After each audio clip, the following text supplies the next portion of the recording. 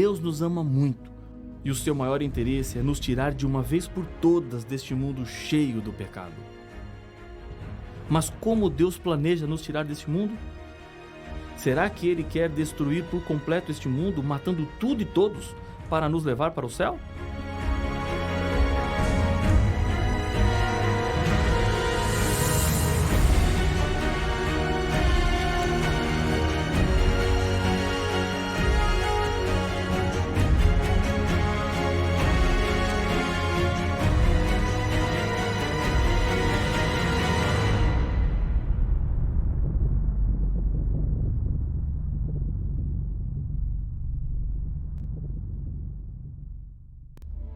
A Bíblia nos deixa bem claro que o final do pecado e do mal acontecerá quando Jesus voltar a este mundo.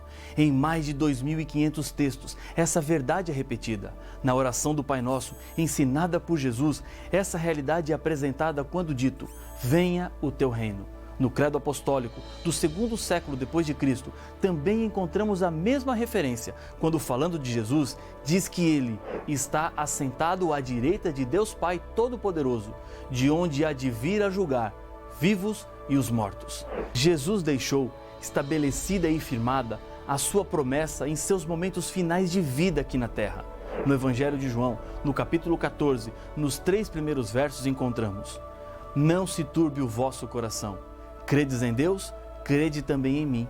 Na casa de meu Pai há muitas moradas. Se assim não fora, eu vô-lo teria dito, pois vou preparar-vos lugar. E quando eu for e vos preparar lugar, voltarei e vos receberei para mim mesmo, para que onde eu estou, estejais vós também. No livro do Apocalipse, no primeiro capítulo, fala do momento da volta de Jesus. Eis que vem com a nuvem, e todo olho o verá. Apocalipse capítulo 1, verso 7.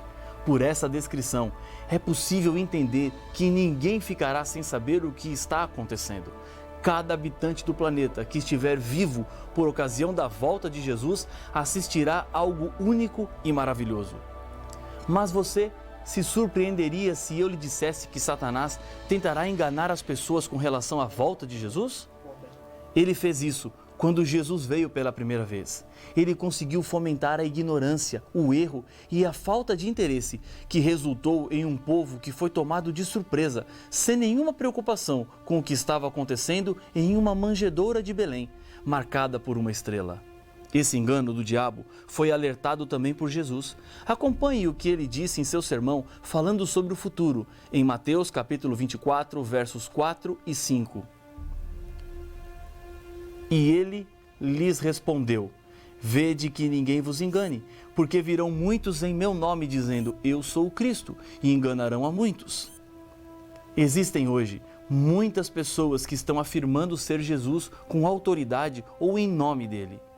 Em consequência disso, lideram igrejas, onde a sua palavra vale como se fosse a palavra do próprio Deus. E o mais impressionante é que existem pessoas dispostas a seguirem essas ideias. Na história, encontramos várias tragédias que foram resultados desses falsos cristos, como suicídios e até mesmo homicídios em massa.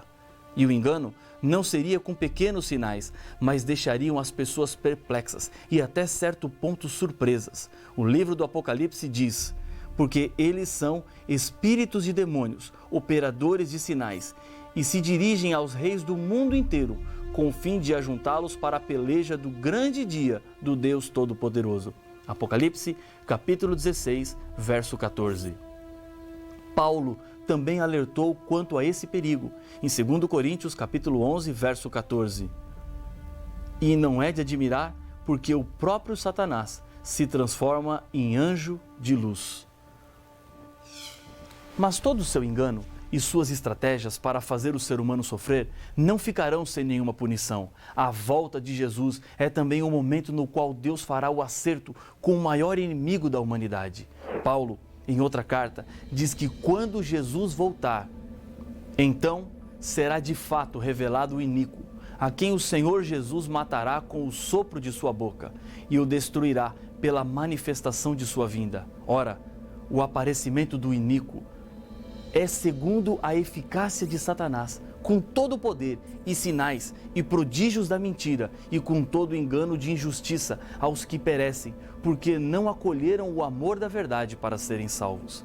Em 2 Tessalonicenses capítulo 2, versos 8, 9 e 10, fica claro que Satanás tentará imitar a segunda vinda de Cristo a essa terra.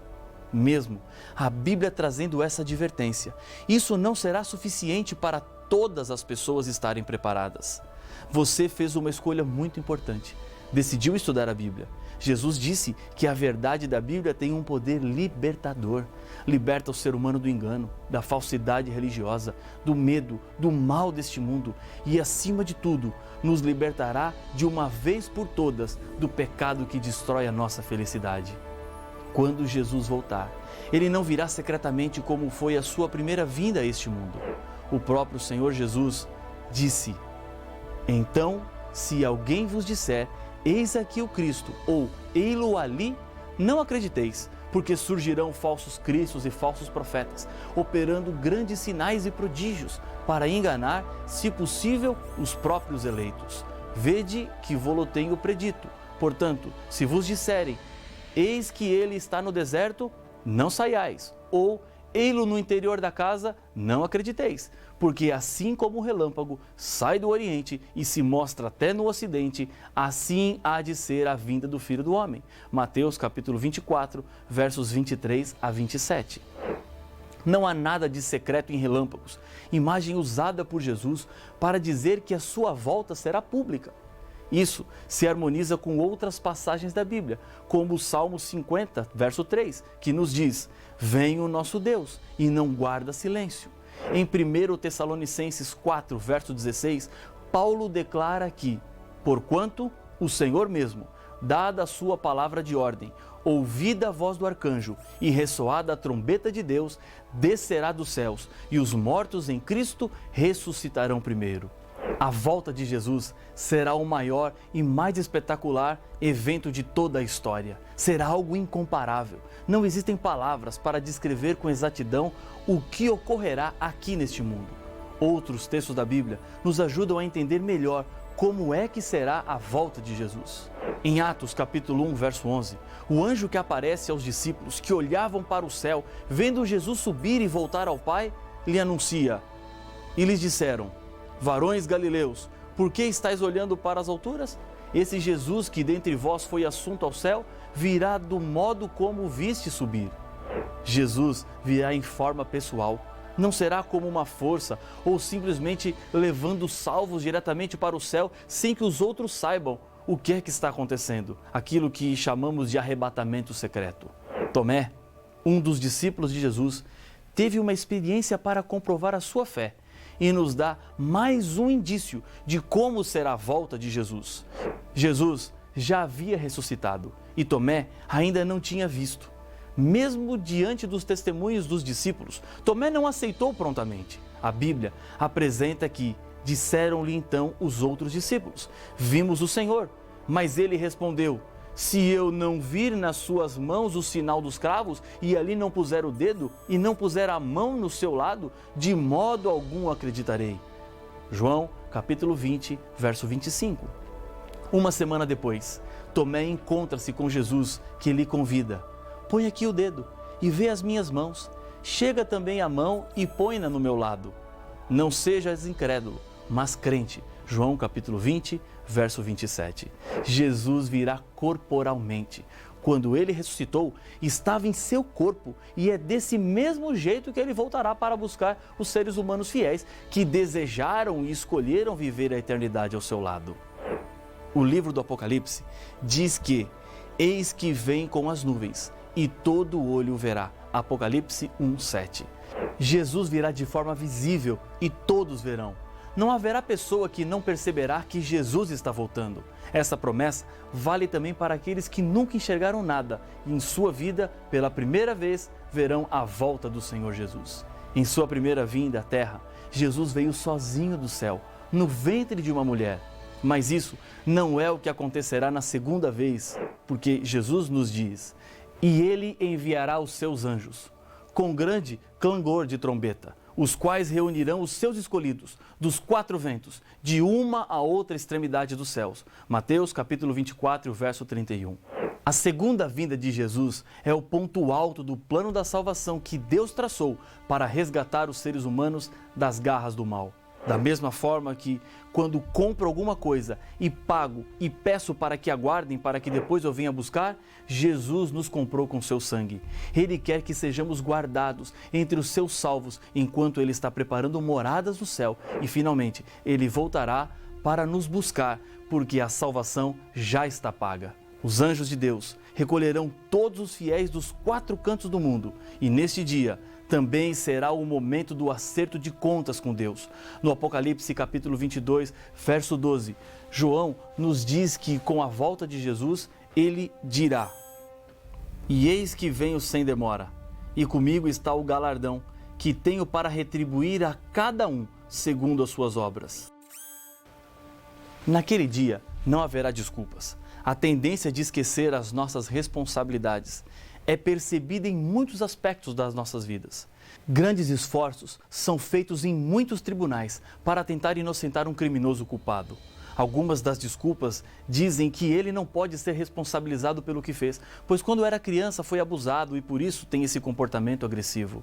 Quando dois carros batem, na maioria das vezes gera-se um impasse em quem é o culpado.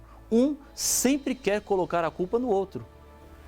Não está distante de nós o dia em que cada um dará contas de si mesmo a Deus. Diante de Deus, não podemos justificar as nossas culpas e nem querer colocar a culpa em alguém. Você precisa abandonar o que hoje está lhe afastando de Deus. Ele te chama para uma nova vida aqui na terra e assim, Ele quer lhe preparar para o dia do grande encontro. Será um momento de muita alegria, um dia maravilhoso para os salvos. Isaías, falando sobre esse dia, nos diz que tragará a morte para sempre, e assim enxugará o Senhor Deus as lágrimas de todos os rostos, e tirará de toda a terra o opróbrio do seu povo, porque o Senhor falou. Isaías capítulo 25, verso 8. Momento do reencontro com pessoas queridas, mães com seus filhos, filhos com seus pais, pessoas que foram separadas de nós por causa de tragédias, abraços carregados de saudades, mas ao mesmo tempo comemorando um tempo de paz e alegria que nunca mais terá fim. Eu quero encontrar algumas pessoas que deixaram marcas positivas em minha vida, mas que por causa da morte já não estão mais aqui. Será o fim de todo o mal. Para aqueles que não se entregaram, a volta de Jesus, ao invés de ser um momento de alegria e comemoração, será um tempo de choro, angústia e medo. Diz a Bíblia que na volta de Jesus, e o céu recolheu-se como um pergaminho quando se enrola. Então, todos os montes e ilhas foram movidos do seu lugar. Os reis da terra, os grandes, os comandantes, os ricos, os poderosos e todo escravo e todo livre se esconderam nas cavernas e nos penhascos dos montes e disseram aos montes e aos rochedos: "Caí sobre nós", e escondendo-os da face daquele que se assenta no trono e da ira do Cordeiro. Apocalipse capítulo 6, versos 14, 15 e 16. A diferença entre esses dois grupos está determinada pela sua aceitação ou não de Cristo Jesus como seu Salvador. E eu quero neste momento lhe convidar a aceitar Jesus.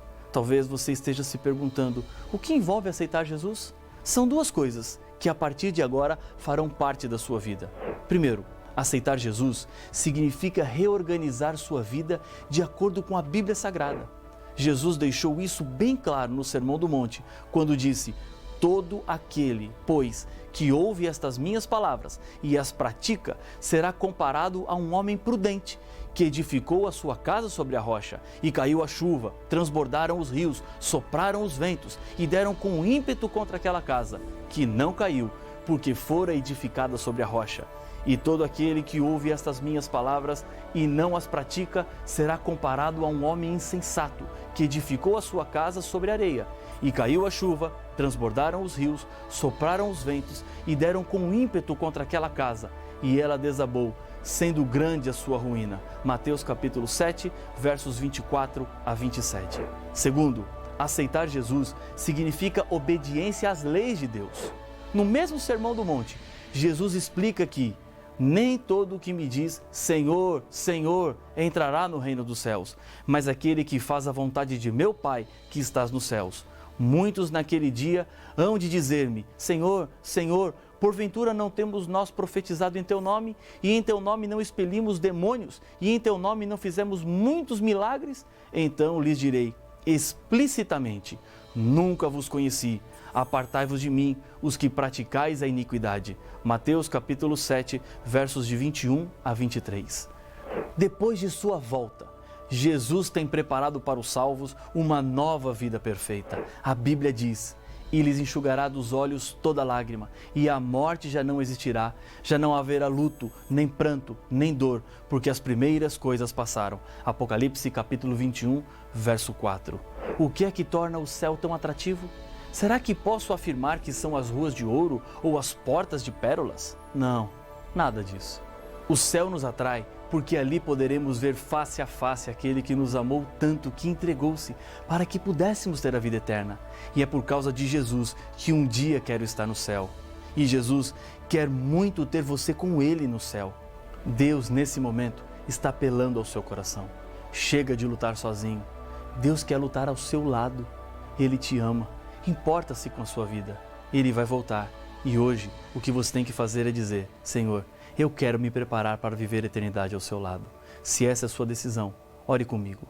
Senhor, a tua palavra, a inspiração que nos deixaste, nos mostra que há uma saída para todo o problema do mal deste mundo, a tua volta. Neste momento, comigo ora este teu filho, esta tua filha, que decide agora preparar-se para o dia do grande encontro. Por isso, eu coloco estas vidas nas tuas mãos, no nome de Jesus. Amém. Satanás está furioso porque a Bíblia Sagrada mostra quem realmente ele é. Nenhum problema é tão grande que Deus não tenha uma solução, até mesmo para a morte. A ressurreição dos mortos não é nenhuma surpresa dentro da Bíblia. Mas como Jesus irá ressuscitar pessoas que morreram cremadas ou que se perderam nas profundidades dos mares? Jesus ressuscitará a todos ou só as pessoas que o escolheram como seu salvador pessoal? Para saber as respostas, não perca o próximo episódio de Apocalipse, o fim revelado.